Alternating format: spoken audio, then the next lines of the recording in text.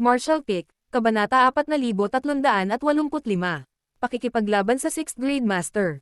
Hinahanap mo si kamatayan. Umungol si Yon Fei-bai. Mapapahiya siya ng buo kapag may lumabas na balita na nasaktan ang kanyang mga babae sa sarili niyang silid. Sa una, nilayon niyang hulihin si Yang Kai at pagkatapos ay haharapin ang babaeng nagngangalang Lan Yuruo. Gayunpaman, ang kanyang isip ay napuno na ngayon ng layuning pumatay. Habang tumatagos sa hangin ang kanyang 6th Grade Heaven Opening Realm Aura, itinaas niya ang kanyang kamay at saka ibinaba ang kanyang palad. Isang napakalaking berdeng palad ang agad na nabuo sa itaas ng ulo ni Yang Kai, na ginawa mula sa pinakadalisay na World Force. Ang pag-atake ay parang isang buong miniature universe na pumipindot kay Yang Kai. Bukod dito, ito ay ang maliit na universo ng isang 6th Grade Heaven Opening Realm Master. Sa sandaling iyon, nakaramdam ng matinding pressure si Yang Kai. Bagamat nagkaroon siya ng magandang laban kay Matian Yuan pagkatapos niyang umakyat sa Heaven Opening Realm, hindi siya pinilit na ipaglaban ang lahat. Gayunpaman, dahil nahaharap siya sa isang galit na 6th Grade Heaven Opening Realm Master ngayon, anumang konting kapabayaan ay magdudulot sa kanya ng buhay. Ang kanyang fighting spirit ay nag-alab habang siya ay matapang na bumaril sa langit at sinalubong ang palad. Isang pakiramdam ng kawalang awa ang sumilay sa mga mata ni Yon Fei-bai habang nakakuyom ang kanyang kamao, kung saan ang dambuhalang palad ay sumara rin at naging isang hola habang hawak nito ang maliit na figure ni Yang Kai. Sa sumunod na sandali, gayunpaman, ang ekspresyon ni Yon Fei-bai ay lubhang nagbago. Habang umaalon ang World Force, ang mga sinag ng liwanag ay bumaril sa lahat ng direksyon. Ang dambuhalang kamay ay sumabog habang ang isang figure ay bumaril at sumugod patungo kay Yon Fei-bai na kasing bilis ng kidlat. Nang makita iyon, bumantong hininga si Yon Fei-bai. Bagamat tila hindi siya kumikibo, bigla siyang sumulpat sa harap ni Yang Kai. Habang lumilipad ang kanyang mga damit sa hangin, binomba ng malalakas ngunit hindi kapansin-pansing pag-atake si Yang Kai. Ang bawat pag-atake ay naglalaman ng isang lubhang nakakatakot na World Force. Tuloy-tuloy na pinipigilan ni Yang Kai ang mga pag-atake habang ang kanyang figure ay nanginginig at napaatras sa pagtama. Nagmuni-muni siya habang nakikipaglaban, napagtanto na ang isang 6th Grade Heaven Opening Realm Master ay tunay na makapangyarihan. Kahit na medyo malakas siya bilang 5th Grade Heaven Opening Realm Master, may pagkakaiba pa rin ng isang grado sa pagitan nila. Sa makatuwid, nagkaroon ng malinaw na pagkakaiba sa pagitan ng kanilang kapangyarihan. Alam ni Yang Kai na kailangan niyang ayusin ang laban na ito sa lalong madaling panahon. Pagkatapos ng lahat, sila ay nasa Profoundiang Mountain kung saan mayroong 4 na 6th Grade Mountain Lords. Kung magpapatuloy ang labanan, mapapansin ng iba pang Mountain Lords at ng makapangyarihang Masters mula sa Profoundiang Mountain ang kaguluhan. Sa panahong iyon, mahuhulog si Yang Kai sa isang mapanganib na sitwasyon. Hindi siya mayabang o ignorante para maniwala na kaya niyang harapin ang ilang 6th Grade Heaven Opening Realm Masters ng sabay-sabay. Bagay ka talaga, brat. Bagamat nagalit si Yon Fei-bai, hindi pa rin niya maiwasang purihin si Yang Kai nang makitang naiwasan ng huli ang kanyang mga pag-atake. Kahit na may pagkakaiba lamang ng isang grado sa pagitan ng 5th grade at ng 6th grade Heaven Opening Realm, ang pagkakaiba sa lakas ay kasing laki ng distansya sa pagitan ng Heavens at Earth. Kung nakikitungo si Yon Fei-bai sa sinumang iba pang 5th grade Heaven Opening Realm Master, tiwala siya na kaya niyang talunin ang kabilang partido sa loob ng 10 galaw. Gayunpaman, nakaiwas na si Yang Kai ng 100 suntok at bukod sa medyo awkward ay ayos lang. Hindi niya maiwasang magtaka kung si Yang Kai ba ay isang bagong 5th Grade Heaven Opening Realm Master. Naglalaro lang ba siya ng baboy? Kung hindi siya bagong 5th Grade Heaven Opening Realm Master, ano ang nangyayari sa hindi matatag na aura niya? Habang si Yon Fei-bai ay nalilito pa rin sa kanyang pag-iisip, si Yang Kai, na napilitang patuloy na humakbang paatras, ay biglang huminto sa kanyang landas. Sa sandaling iyon, naramdaman ni Yon Fei-bai ang paninikip ng kanyang dibdib nang bigla siyang nakaramdam ng krisis.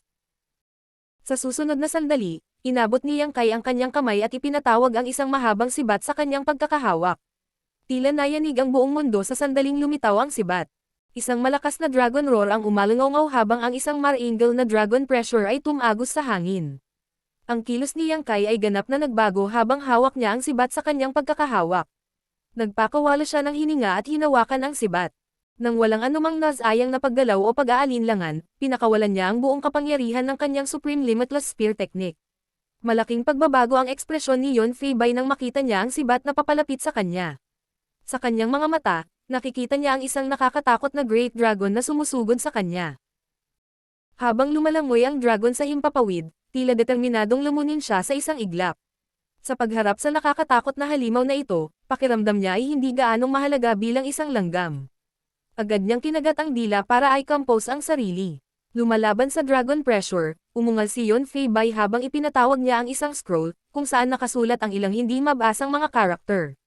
Sa kabila noon, ang bawat hagod ng mga tauhan ay nagmistulang isang kakaibang hugis na espada. Ang nakakatakot na sword chi ay kumalat. Pagkatapos niyang ipasok ang kanyang World Force sa scroll, ang mga karakter ay naghiwalay at naging mga sinag ng napakadalisay na sword chi. Habang nilalazlas nila ang kawalan, narinig ang mga tunog ng paghampas sa hangin. Ito ay isang ganap na kahihiyan. Bilang 6th grade Heaven Opening Realm Master, napilitan si Yunfei Bai na gamitin ang kanyang artifact kapag nakikitungo sa isang 5th grade Heaven Opening Realm Master. Ito ay lubos na hindi maisip sa kanya. Bago ito, hindi sumagi sa kanyang isipan na ang gayong kakilakilabot na 5th grade Heaven Opening Realm Master ay umiral sa mundong ito. Kung ikukumpara ang kanyang sarili, noong isa pa siyang 5th grade Heaven Opening Realm Master, sa binatang ito, naramdaman ni Yunfei Bai na hindi siya karapat-dapat na dalhin ang sapatos ng huli. Sa gilid, ang Wei Brothers ay natulala at marahas na kinilig. Wala sila sa larangan ng digmaan, kaya hindi nila naranasan kung gaano kalakas siyang kay ng direkta. Gayunpaman, nang makitang ipinatawag ng Second Mountain Lord ang kanyang artifact, alam nila na ang huli ay walang ibang paraan para harapin ang kalaban. Iyon ang dahilan kung bakit sila ay lumitaw na kilabot. Hinawakan ni Yang Kai ang Asher Dragon Spear ng buong kalayaan, hindi napigilan ng kahit ano. Ang sibat ay parang extension ng kanyang sarili, at kaya niyang manipulahin ito sa anumang paraan na naisip niya. Ang scroll ay kumikinang ng husto habang ang mga sinag ng sword chi ay nagsasalungat sa isa't isa. Gayunpaman, lahat sila ay iniiwasan ni Yang Kai. Maraming taon na ang nakalipas mula noong ibinigay ng Giant Spirit God na si Ada ang sibat na ito kay Yang Kai, at ginamit ni Yang Kai ang Asher Dragon Spear at nakapatay na ng maraming kaaway. Gayunpaman, hanggang sa sandaling ito ay natikman niya ang tunay na lakas ng sibat. Ito ay isang artifact na tanging isang Heaven Opening Realm Master lang ang tunay na magagamit.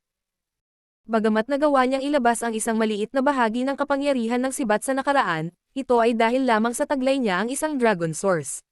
Dahil mahina siya, hindi niya lubos na naipakita ang lakas ng sibat. Gayunpaman, ang oras na ito ay naiiba. Gamit ang sandata sa kanyang kamay, malinaw na naramdaman niyang kaya ang pagbabago bago na parang kagalakan na nagmumula sa sibat. Sa paghawak nito, pakiramdam niya ay kaya niyang hamanin ang lahat ng 36 na Cave Heavens at 72 Paradises ng mag-isa. Tulad ng isang bagyo, paulit-ulit na itinutok ni Yang Kai ang kanyang sibat ng sunod-sunod. Ang mga pag-atake ay hindi lamang naglalaman ng kapangyarihan ng Asher Dragon Spear, kundi pati na rin ang pag-unawa ni Yang Kai sa Tao of Space at Tao of Time. Sa mga mata ni Yunfei Bai, ang sibat at figure ni Yang Kai ay malabo at mailap, kaya halos imposible para sa kanya na sundan ang kanyang mga galaw o kilalanin ang kanyang posisyon. Higit pa rito, ang kanyang sariling mga pag-iisip ay tila nababagabag, na parang may disconnect sa pagitan ng kanyang isip, katawan, at ang nakapaligid na mundo. Ang kapangyarihan ng scroll ay ganap na na-activate, at ang lahat ng mga karakter ay umalis sa ibabaw nito, na nagiging makulay na mga talon ng sword chi na paulit-ulit na naglaslas sa hangin. Parang lumipas ang mahabang panahon, pero parang isang iglap lang ang lumipas. Nang ang figure ni Yang Kai ay tuluyang nawala sa paningin ni Yunfei Bai sa isang iglap at bigla siyang nakaramdam ng matinding panganib na bumalat sa kanya.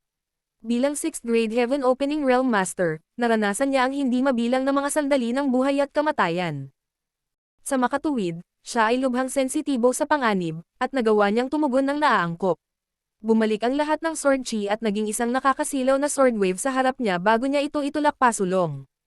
Sa susunod na sandali, si Yang Kai ay biglang lumitaw sa kanyang harapan, na para bang ibinabato niya ang kanyang sarili sa alon ng espada. Tila wala siyang balak umatras dahil puno ng determinasyon at pagpatay ang kanyang mga mata. Habang titig na titig si Yang Kai sa kanyang kalaban, pinakawalan niya ang isang malaking tulak gamit ang kanyang Asher Dragon Spear at sumigaw. Mamatay. Tumalsik ang dugo kung saan-saan. Ang dibdib ni Yunfei Bai ay natagos ng Asher Dragon Spear habang ang leeg ni Yang Kai ay nilaslas ng sword wave. Gamulong ang mga laman sa paligid ng sugat na halos mapugutan na siya ng ulo. Sa pagtama, pareho silang napaatras habang tumalsik ang kanilang dugo. Dapat sabihin na sa sandaling iyon ng krisis, si Yunfei Bai ay nag-react sa pinakamahusay na posibleng paraan. Kung hindi niya sinaktan si Yang Kai gamit ang sword wave na iyon, na pinipilit ang kanyang tulak ng sibat sa labas ng kurso kahit kaunti, ang pag-atake ay maaaring pumatay sa kanya.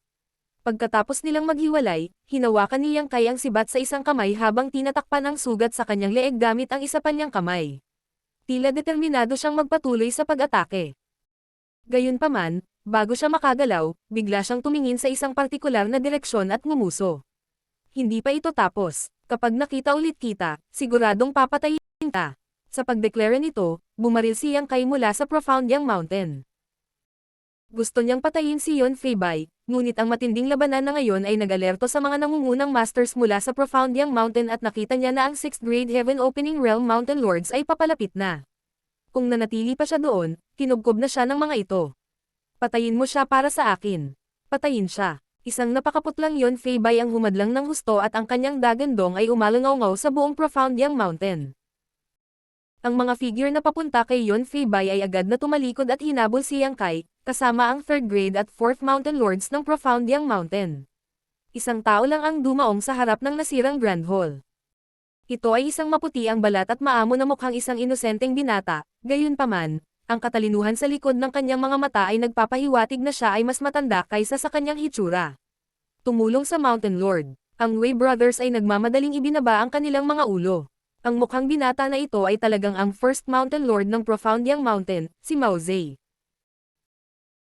Ang 4 na Great Mountain Lords ng Profound Yang Mountain ay nasa 6th Grade Heaven Opening Realm, ngunit siya ang hindi mapag-aalinlangan ng pinuno dahil isang hakbang na lang ang layo niya mula sa 7th grade. Kaugnay nito, ang iba pang 3 Mountain Lords pati na rin ang 3 Chiefs ng Unrivaled Guild at ang 2 Island Masters ng Twin Spirit Island ay hindi maihahambing sa kanya. Sa Shadowless Cave Heaven, nagawa pa rin ng mga cultivator na makapasok sa susunod na kaharian. Gayunpaman, dahil sa kakulangan ng mga mapagkukunan at pagkakaroon ng Shadowless Astral Wind, itinuturing ng mga cultivator na nahulog sa lugar na ito ang kanilang sarili na maswerte kung mapapanatili nila ang kanilang kasalukuyang grado. Walang nang ahas na umasa na makamit ang isang pambihirang tagumpay dito. Kinailangan ng malaking halaga ng mga mapagkukunan para sa isang 6th Grade Heaven Opening Realm Master upang umakyat sa 7th grade. Sa makatuwid, kahit na si Mao Zedong ay nanatili sa kanyang kasalukuyang grado sa loob ng mahigit 10,000 taon, hindi pa rin niya nagawang tumalon sa 7th grado Heaven Opening Realm. Gayunpaman, naniniwala ang lahat na kung hindi siya nahulog sa Shadowless Cave Heaven, matagal na niyang narating ang kaharian na iyon sa labas ng mundo. Second brother, anong nangyari? Tumingin si Mao Zedong sa paligid at nagtanong. Sa pamamagitan ng isang pares ng mga mata na tila kayang samubo, sinabi ni Yon Feibai sa nakapikit na mga ngipin. Nahuli ako ng isang brat. Tumingin si Mao Zedong sa direksyon na iniwan ni Yang Kai na bahagyang nakakunot ang noo. Kung hindi ako nagkakamali, ang taong iyon ay nasa 5th Grade Heaven Opening Realm lang, tama ba? Martial Pick, Kabanata 4386. 4 na Great Mountain Lords. Namula si Yon Feibai at sinabing, naging pabaya lang ako. Bagay talaga siya dahil kaya kanyang saktan kapag isa pa lang siyang 5th Grade Heaven Opening Realm Master. Tumango si Mao Zedong. Saan siya nanggaling? Pinandilatan ni Yon Feibai ang Wei Brothers. May kailangan silang ipapaliwanag. Lumingon si Mao Zedong upang tingnan ang Wei Brothers, na agad na namutla habang sila ay basang-basa sa malamig na pawis. Walang lakas ng loob na itago ang anuman, dali-dali nilang isinalaysay ang kanilang pagtatagpo kay Yang Kai. Nang marinig iyon, napaisip si Mao Zedong saglit bago sinabing, pumunta siya dito para kay Lan Yuruo. Si Yon Feibai ay malubhang nasugatan dahil ang kanyang dibdib ay natagos ng Azure Dragon Spear, at ang kanyang damit ay puno ng dugo. Dahil sa katotohanan na siya ay isang 6th Grade Heaven Opening Realm Master, aabutin siya ng 1 hanggang 2 buwan bago siya ganap na makabangon. Gayunpaman, hindi man lang siya nanganganib na mawalan ng buhay. Habang nakikipag-usap si Mao Zedong sa Wei Brothers, nakaupo na siya na naka-cross legs at inaayos ang kanyang paghinga para maiwasang lumala ang kanyang pinsala. Inilibot ng Wei Brothers ang kanilang mga tingin sa pagitan ni Yon Feibai at Mao Zedong habang sila ay lubos na nangangamba. Kahit na wala silang ideya na si Yang Kai ay sapat na katapangan upang gumawa ng eksena sa Profound Yang Mountain, sila ang nagdala sa kanya sa lugar na ito pagkatapos ng lahat, sa makatuwid, hindi nila maiiwasan ang bagay na ito. Ngayon na si Yon Feibai ay malubhang nasugatan, malamang na sila ay makakatanggap ng ilang malupit na parusa. Hindi nila maiwasang palihim na isumpa si Yang Kai dahil sa pagkalagkad sa kanila dito. Nadama nila na sila ay hindi patas na nabiktima. Ilang sandali pa, may dalawang figure na bumaba mula sa langit. Sila ang Third Mountain Lord at ang Fourth Mountain Lord ng Profound Yang Mountain. Lumingon si Mao Zedong para tingnan sila, kung saan umiling ang Third Mountain Lord na si Gengqing. Siya ay nakatakas. Tinaas ni Mao Zedong ang kanyang noo. Oh, nagawa niyang tumakas kasama kayong dalawa na personal na humahabol sa kanya. Hindi ba't nasugatan ang batang iyon ni Second Brother? Ang Fourth Mountain Lord ay ang tanging babae sa apat na Great Mountain Lords ng Profound Yang Mountain. Bukod sa mapang-akit niyang mukha at hubog na anyo, ang matubig niyang mga mata ay tila kayang sumipsip ng kaluluwa ng lalaki anumang oras. Nang marinig ang mga salita ni Mao Zedong, sumagot siya. Mukhang sanay ang batang iyon sa Dao of Space. Nag-teleport siya habang hinahabol namin siya ni Third Brother, na wala sa hangin. Nagliwanag ang tingin ni Mao Zedong. Siya ay sanay sa Dao of Space. Inilubog ni Gengqing ang kanyang ulo. Naniniwala ako. Agad na ipinikit ni Mao Zedong ang kanyang mga mata at pinagmasdan ang kanyang paligid. Ilang sandali pa, tumango siya. Totoo naman, mayroong ilang mga natitirang pagbabago bago ng Space Principles dito. Hindi nakakagulat na nagkaroon siya ng lakas ng loob na gumawa ng eksena sa Profound Yang Mountain. Narinig ko na ang mga masters ng Dao of Space ay walang kapantay pagdating sa paghabol at pagtakas. Maliban kung magagawa nating i-seal ang langit at i-lock ang Earth, hindi natin mapipigilan ang kanyang kalayaan. Mukhang totoo ang chismis. Pagkatapos pag-isipan ito saglit, sinabi niya. Dahil ang batang iyon ay pumunta dito para kay Lan Yuroo, tiyak na hahanapin niya ito. Third brother, fourth sister, mangyaring pumunta at hulihin ang batang iyon. Wala akong pakialam sa iba, ngunit ang batang iyon ay kailangang ibalik sa akin ang buhay. Si Gengqing at ang Fourth Mountain Lord na si Joya ay nagpalitan ng tingin, pagkatapos ay nag-aalinlang ang nagtanong ang una.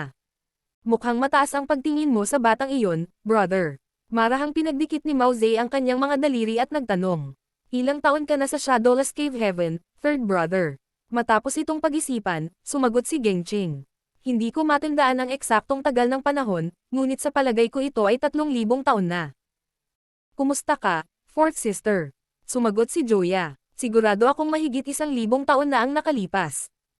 Pagkatapos, sumulyap si Mao Zedong kay Yon Feibai, na sinusubukang gamutin ang kanyang sugat, at sinabing, nauna nang dumating ang second brother kaysa sa inyong dalawa.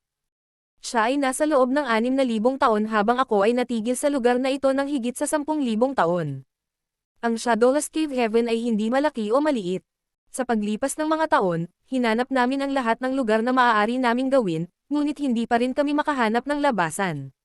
Lahat sila ay lumitaw na nanlumo sa pagbanggit nito. Bukod sa Profound Yang Mountain, ang mga mula sa Unrivaled Guild, at Twin Spirit Island ay patuloy na naghahanap din ng paraan upang makalabas, gayunpaman, hindi sila nakahanap ng anumang palatandaan kahit gaano pa nila sinubukan. Napakaraming taon na, hindi mo ba gustong lumabas at makita muli ang mundo sa labas? Gusto mo bang manatiling nakakulong sa mapahamak na lugar na ito magpakailanman?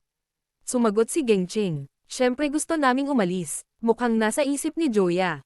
Brother, ibig mong sabihin. Tumango si Mao Zedong. Ang batang iyon ay master ng Dao of Space, kaya mas sensitibo siya sa mga pagbabago sa Space Principle kaysa sa atin. Marahil. Mahahanap niya ang daan palabas. Nagliwanag ang mga tingin ni Gengqing at Joya nang marinig nila iyon.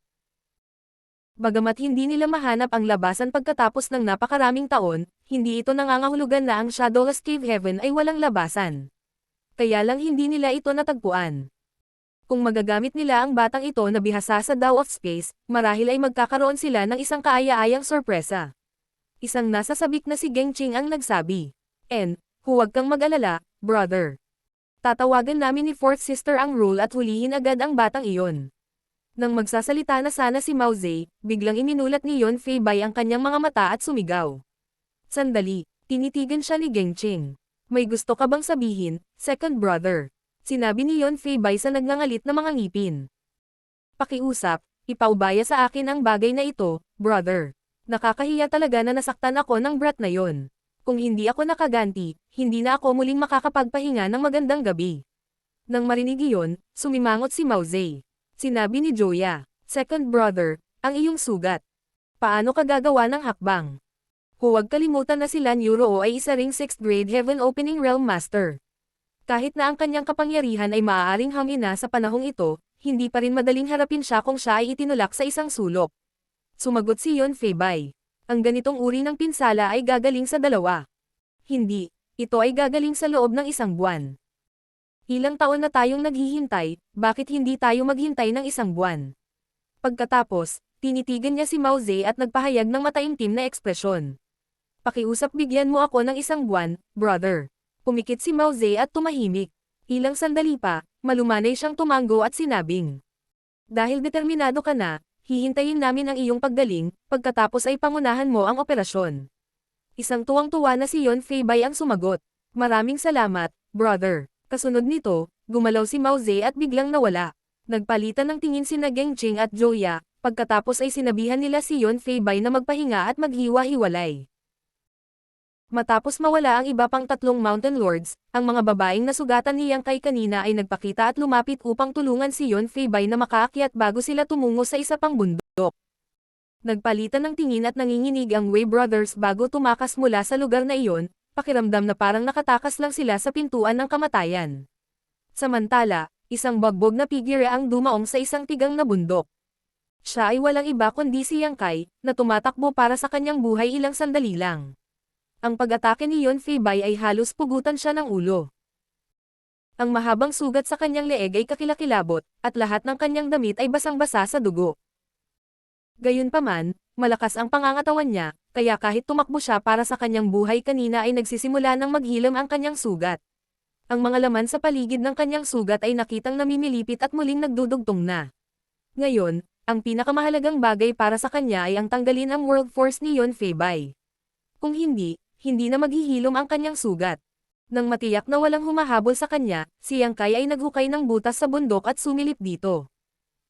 Pagkatapos, pinasok niya ang isang dakot ng mga table tas sa kanyang bibig at itinulak ang kanyang World Force para sugpuin at paalisin ang kapangyarihang naiwan ni Yon Fei sa kanyang sugat sa leeg. Kahit na si Yon Fei ay 1 grado sa itaas niya, ang kanyang natitirang kapangyarihan ay hindi isang buhay na bagay. Sa makatuwid, hindi mahirap para kay Yang Kai na iwaksi ito dahil kailangan niya ng ilang oras. Makalipas ang kalahating araw, nagbago ang ekspresyon ni Yang Kai nang imulat niya ang kanyang mga mata at inilabas ang kanyang divine sense.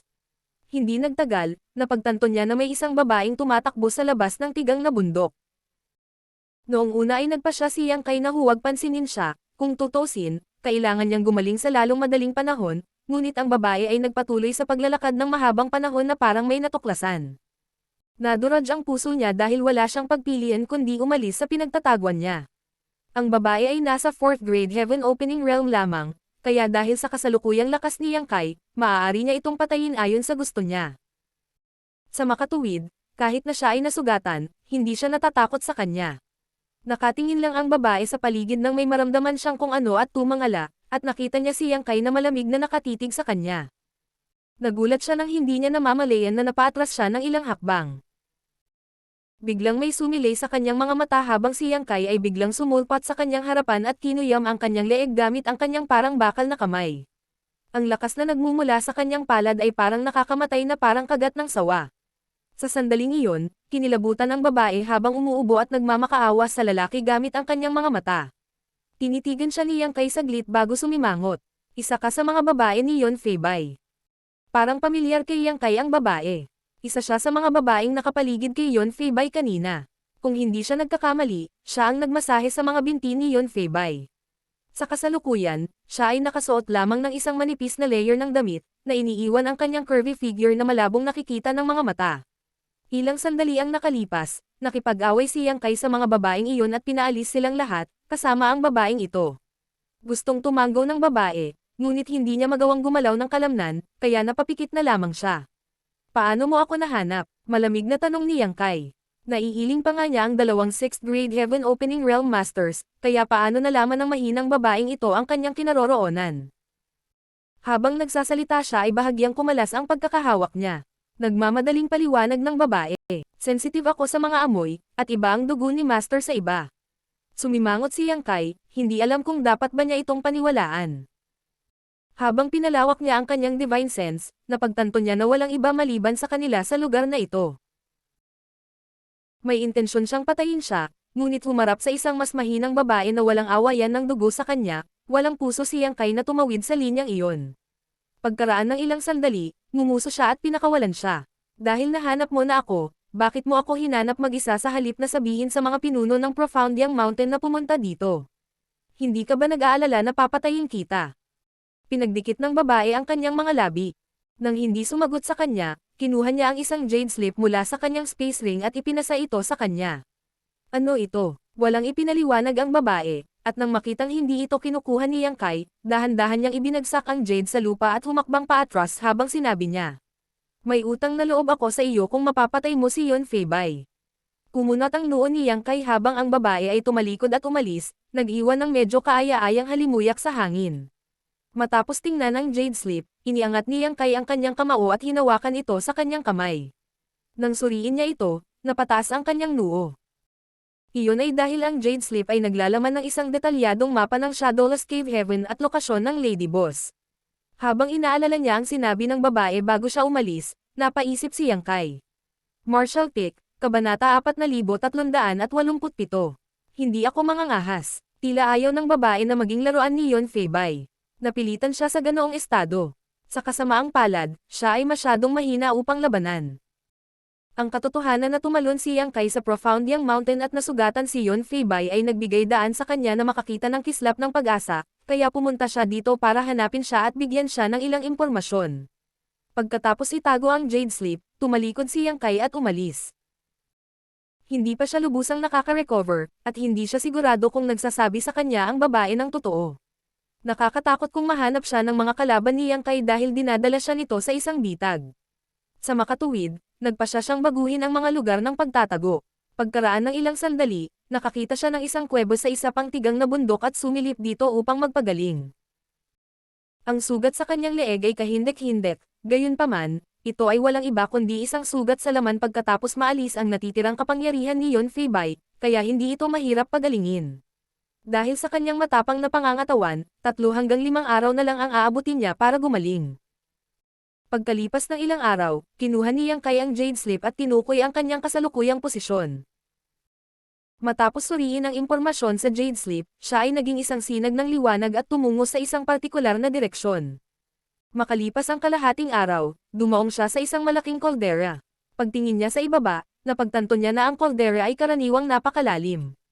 Ang nakakapangilabot na pulang magma ay lumusot sa loob ng palanggana habang ang maitim na usok ay nakitang umuusok mula rito. Mayroong hindi mabilang na mga kaldero sa nakapalibot na 1,000 kilometrong radius at paminsan-minsan, ang magma ay sisabog at bubuo ng mga pulang ilog. Ang kapaligiran dito ay mas masama kaysa sa karamihan ng mga lugar, ngunit ayon sa impormasyon sa jade slip na ibinigay kay Yang Kai ng babaeng iyon, ang Lady Boss, Chef, at Accountant ay kasalukuyang nagtatago dito. Sa buong Shadowless Cave Heaven, kakaunti lang ang mga lugar na ligtas mula sa Shadowless Astral Wind. Bukod sa punong tanggapan ng 3 dakilang puwersa, ang kaldera na ito ay isa sa gayong lugar. Gayunpaman, ito ay hindi gaanong epektibo kumpara sa headquarters ng 3 dakilang puwersa. Pinunasan ni Yang Kai ang kanyang ilong nang makaramdam siya ng bukol sa kanyang lalamunan. Ang Lady Boss ay isang magandang babae, ngunit siya rin ay isang pinakamataas na 6th grade Heaven Opening Realm Master. Para maghanap ng cultivation resource para sa kanya, nahulog siya sa Shadowless Cave Heaven, at kalaunan, kinailangan niyang magtago sa ganitong uri ng kakilakilabot na lugar. Hindi niya maiwasang sisihin ang sarili. Noong nakaraan, determinado siyang maging high-grade Heaven Opening Realm Master at hindi nakikinig sa payo ng sinuman. Marahil ay masyado siyang sinadya noon. Nang huminga siya ng malalim, ang masangsang na amoy ay tila naging karayom at tumusok sa kanyang baga. Tumingin sa kaldera, sumigaw siya. May nakauwi na ba? May isang daanan sa ilalim ng magma na nakalagay na may harang upang magsilbing kanlungan. Biglang nagmulat ng mata si Chef at nakinig ng mabuti saglit bago sinundot ng siko si Accountant. Pagkatapos, nagtanong siya sa mahinang boses. May naririnig ka ba? Binuksan ng Accountant ang kanyang walang siglang mga mata at sinulyapan siya. Ano ang ibig mong sabihin? Napakamot ng ulo si Chef. Parang narinig ko ang boses ni Yang Kai. Nagmamadaling sinulyapan ng Accountant ang Lady Boss, na lalong naglantad sa mapuputing bahagi ng kanyang mga mata, bago tumitig kay Chef. Itigil ang pagbubuga ng kalokohan.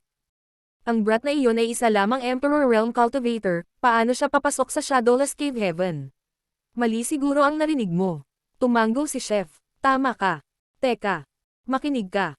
Nagpakita ng awkward na ekspresyon si accountant dahil habang kausap si chef, may narinig nga siyang pamilyar na boses na tumatawag sa kanila. Dahil sa well-curing magma, mahina lang ang boses na naririnig. Kung hindi lang ito itinuro ni chef, hindi niya ito mapapansin. Sa isang kalapit na lugar, iminulat ng Lady Boss ang kanyang mga mata, na puno ng pagdududa at pagkabalisa. Pagkaraan ng ilang sandali, nagalit siya at sumigaw sa mga ngipin. Ang maldito na batang iyon. Pagkatapos, tumayo siya ng tuwid, at habang ang lelayan ng kanyang damit ay pumutok sa hangin, bumaril siya palabas ng daanan. Matapos magpalitan ng tingin, nagmamadaling sinundan siya ni chef at accountant. Sa ibabaw ng kaldera, ilang beses na silang tinawag niyang kay ngunit walang tumugon sa kanya. Naisip niya na baka nagsinungaling sa kanya ang babae bilang Lady Boss at ang iba ay hindi nagtatago sa lugar na ito. Gayunpaman, hindi na kailangang makipagsapalaran ang babaeng iyon na gawin ang ganoong bagay. Pagkatapos ng lahat, paano kung determinado si Yang Kai na wakasan ang kanyang buhay? Nang sumisid na sana siya sa bulkan para tingnan, nagbago ang ekspresyon niya habang nakatitig sa magma. Pagkaraan ng ilang sandali, ang magma ay nabuo sa isang malaking pag-ikot na para bang ito ay hinalo ng isang hindi nakikitang puwersa. Noon lang, isang figure ang bumaril sa gitna ng swirl. Ang kanyang snowy white imperial dress ay kitang-kita sa pag-alit na pula at itim na kapaligiran na ito. Tulad ng isang lotus sa isang bundok na nyebe, siya ay dalisay at malinis. Bago pa man siya dumating, ang kanyang pamilyar na aura ay dumating mismo kay Yang Kai, nang umiti na parang tanga, kumaway, at masigasig na tumawag. Lady Boss. Habang nagsasalita siya, lumipad siya at ibinuka ang kanyang mga braso para yakapin ang Lady Boss sa isang yakap ng oso. Napakalamig ng ekspresyon ng Lady Boss na para bang may nakikistes sa isang layer ng hamog na nagyelo sa kanyang mukha. Bago pa man siya makapagsalita ay natigilan siya sa biglaang yakap. Nang lumabas si chef at accountant mula sa puyo ng tubig at nakita ang nangyayari, sila ay natulala. Ibinuka ng chef ang kanyang bibig ng napakalawak na para bang isang isda ang maaaring ipasok dito. Nawala siya sa kanyang pagkatulala pagkaraan ng ilang sandali at sinundot si accountant. Nakikita ba ako ng guni-guni? Nasa yakap niya ba ngayon ang Lady Boss? Parehong nagulat si accountant. Ngunit nang mamulat siya, galit na galit niyang tinawag ang kanyang abacus at inalog ito ng maingay. Sa kanyang mga mata na puno ng pagpatay na layunin, handa siyang sumulong. Sinasamantala ang Lady Boss, sabay natin siyang patayin. Agad naman siyang hinayla pabalik ni chef. Huwag kang magpanik. Hindi madaling samantalahin ang Lady Boss, at hindi niya kailangan na gumawa tayo ng hakbang para sa kanya. Sinulyapan siya ng accountant at natahimik sandali bago tumango. May punto ka. Pagkatapos, iniligpit niya ang abacus at tahimik na hinintay na magsimula ang magandang palabas. Sa malapit, ang Lady Boss ay napakatigas na para bang siya ay nakatali sa lugar. Nang maramdaman niya ang napakalaking puwersa, na naglalaman ng malalim na pakiramdam ng pananabik, na nagmumula sa mga bisig ng binata, ang kanyang galit ay makabuluhang hamupa. Noon lang, narinig na sinabi ni Yang Kai. Talagang masaya ako na ayos ka lang, Lady Boss. Bumantong hininga siya. Pagkatapos ay tumangala si Yang Kai kay chef at accountant bago ngumiti sa kanila. Mukhang energetic din kayo. Habang tumatawa si chef, may walang tigil na ngiti sa mukha ni accountant. Sa sandaling matapos siyang magsalita, nakita ni Yang Kai ang kanyang ulo na pilit na iniangat. Binitawan niya ang babae sa kanyang harapan, nag-aalangan siyang nagtanong. Ano ang ginagawa mo, Lady Boss? Hinawakan niya ang buhok nito at hinayla siya pabalik.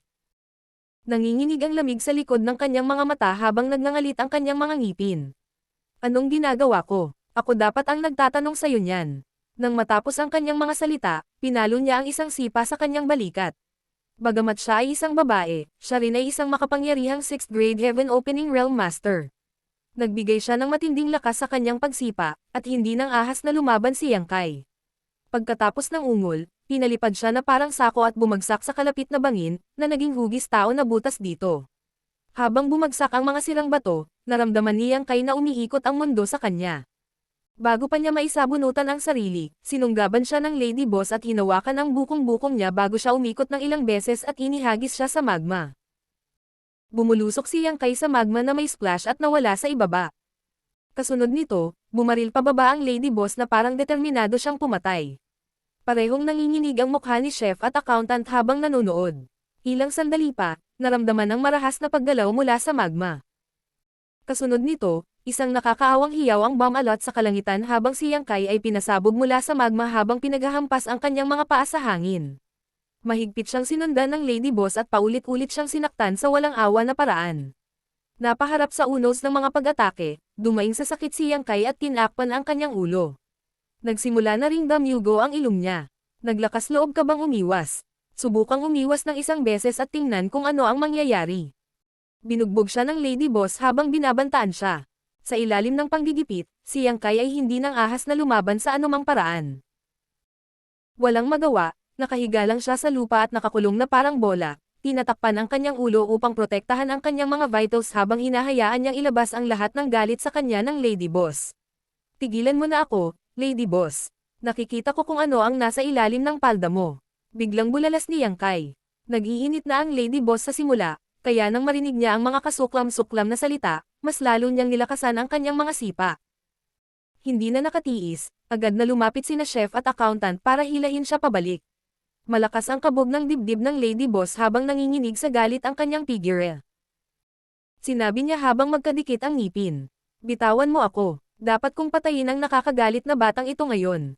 Mangyaring huminahon, Lady Boss. Hindi mo kailangang gumawa ng ganitong uri ng maruming gawain sa iyong sarili. Gagawin namin ito para sa iyo. Habang nagsasalita si chef, nagpadala siya ng senadorias kay accountant gamit ang kanyang mga mata, kung saan itinulak nila ang Lady Boss palayo at sinunggaban si Yang Kai, na nakayuko sa lupa, bago nila ito binugbog sa walang awa na paraan. Kahit na masakit ang mga pag-atake ng Lady Boss, hindi magkakaroon ng anumang sama ng loob si Yang Kai sa kanya. Alam niya siguro na umakyat siya sa Heaven Opening Realm, kaya natural lang na nakaramdam siya ng iba't ibang uri ng pagkabigo at kalungkutan sa kanyang puso. Gayunpaman, hindi nagtitiis si Yang Kai na bugbugin siya ng chef at accountant. Kaya naman, sinama niya sila ng tingin na ibig sabihin ay aayusin niya ang score sa kanila para sa pananakit sa kanya ngayon. Ang lakas ng loob mong titigan sila. Humagulong ang Lady Boss habang ipinatong ang kanyang mga palad sa kanyang balakang. Hindi ako manggahas. Patawarin mo ako. Muling tinakpan ni Yang Kai ang kanyang ulo. Sa suporta ng Lady Boss, lalong naging malupit ang chef at accountant. Samantala, tahimik na binibilang ni Yang Kai ang bilang ng mga pag-atake na dumapo sa kanya. Ilang sandali pa, biglang nagsalita ang Lady Boss. Sige, tama na. Talaga bang gusto niya siyang patayin? Hindi niya sinasadya nang sabihin niyang gusto niyang patayin si Yang Kai. Sabay-sabay na tumalon si chef at accountant at binawi ang kanilang kapangyarihan dahil tapos na sila sa kanilang trabaho. Si Yang Kai, na nakahandusay pa rin sa lupa, ay bahagyang ibinuka ang kanyang mga daliri at sinuri ang Lady Boss sa pagitan ng puwang. Nang makitang galit na galit pa rin itong nagngangalit ang kanyang mga ngipin, mabilis siyang ngumiti sa kanya. Gayunpaman, ang kanyang namamagang mukha ay nagmukhang nakakatawa at kasuklam-suklam. Nang makita na ang Lady Boss ay humakbang pasulong, si Yang Kai ay nanginig at mabilis na tinakpan muli ang kanyang ulo.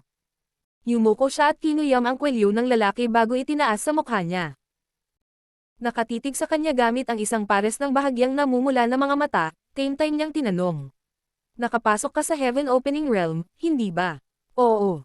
Nahihiyang tumango si Yang Kai sa kanyang ulo dahil hindi siya maglakas loob na tingnan siya sa mga mata. Martial Pick, Kabanata 4388. Mabuting kapatid. 5th grade. Tanong ulit ng Lady Boss. Nang marinig iyon, pinilit ni Yang Kai na ngumiti. Bakit kailangan mo akong galitin ng ganito? Inapakan ng Lady Boss ang kanyang paanang napakalakas na yumanig ang lupa. Ang 5th grade Heaven Opening Realm ay ginagawa pa rin akong Heaven Opening Realm Master. Pinunasan ni Yang Kai ang kanyang ilong. Pinandilatan siya ng Lady Boss na may namumulang mga mata at nagngangalit ang kanyang mga ngipin na parang gusto niyang balatan siya ng buhay. Sa sandaling narinig niya ang boses ni Yang Kai ngayon, alam niya na malamang na pumasok siya sa Heaven Opening Realm. Kung hindi siya posibleng nakapasok sa Shadowless Cave Heaven. Iyon ay dahil tanging ang Heaven Opening Realm Masters lang ang maaaring makapasok sa mapahamak na lugar na ito. Gayunpaman, dahil sa kanyang sitwasyon, napakahirap para sa kanya na makakuha ng isang high-grade Yin Element Treasure. Ilang sandali, ipinagdasal niya na napunta siya sa lugar na ito bilang high-grade Heaven Opening Realm Master.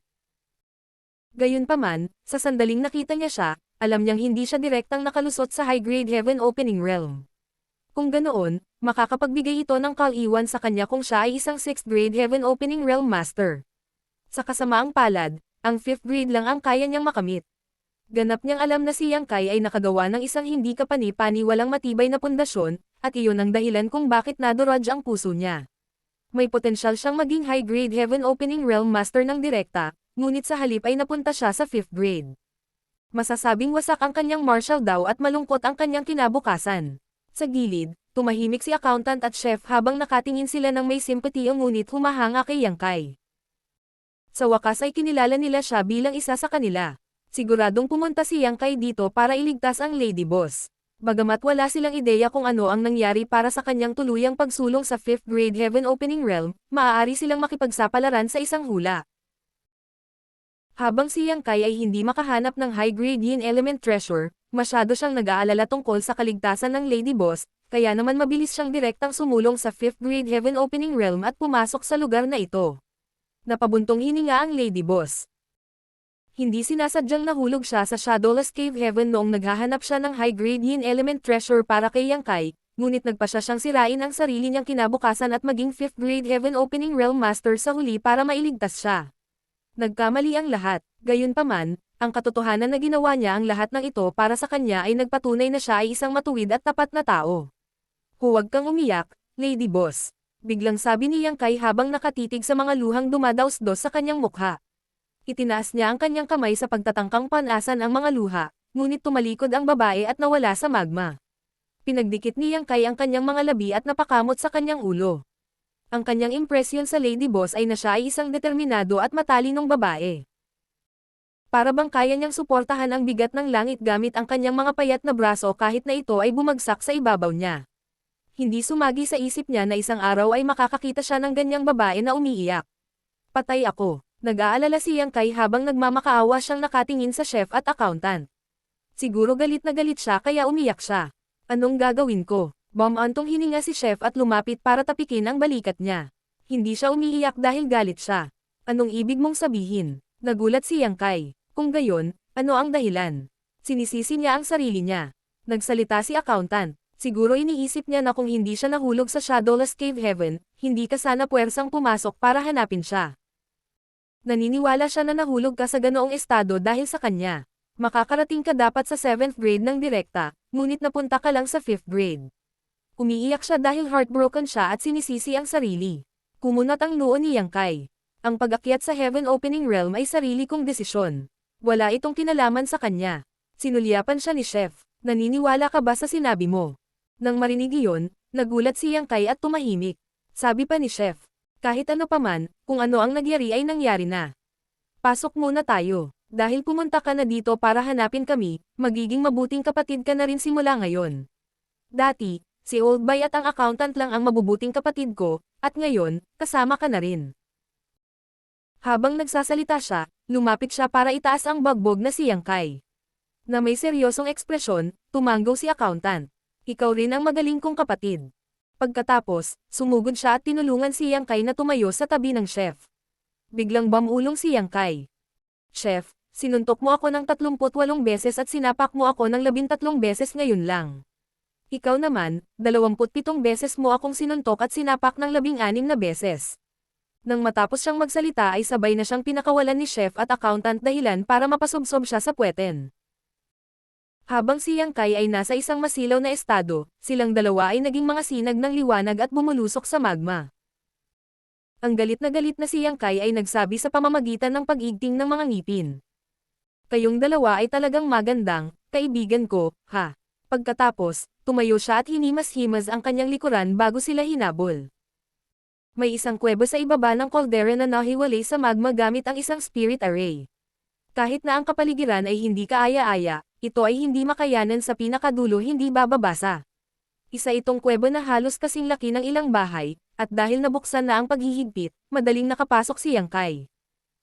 Sa kasalukuyan, ang Lady Boss ay hindi gumagalaw na nakaupo sa isang rock chair habang nakatalikod siya sa pasukan. Nakatayo lang sa likod niya si chef at accountant na nakapasok kanina sa lugar na ito.